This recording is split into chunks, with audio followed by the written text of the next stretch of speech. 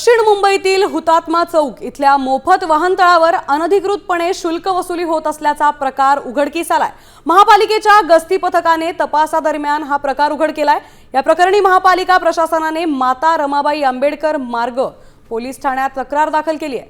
तर शुल्क वसुली करणारे दोन्ही आरोपी आता पदपथावर राहणारे असून ते मध्य प्रदेशचे रहिवासी असल्याचं समोर आलंय।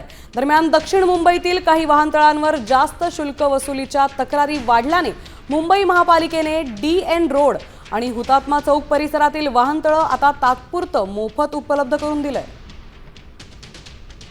मुंबईत येऊन मुंबईतील एका हॉटेलच्या बाहेर फुटपाथवर राहून मुंबई महानगरपालिकेच्या फ्री पार्किंग असलेल्या परिसरामध्येच 150 रुपये तासाला वाहन लावून पार्किंगचे चार्ज घेणाऱ्या 2 तरुणांना खरतर अटक करण्यात आलेली आहे।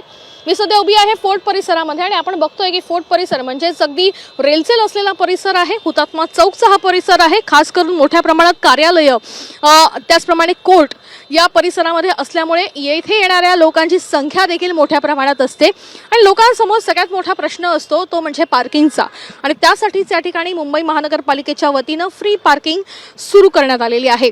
मात्र फ्री पार्किंग असून देखील 2 तरुण गेल्या 2 महिन्यापासून या ठिकाणी पार्किंगचे चार्जेस लावत असल्याच्या तक्रारी BMCला प्राप्त झाल्या होत्या। त्याच्यामुळे निश्चितच त्यांच्यावर सध्या कारवाई करण्यात आलेली बघायला मिळते।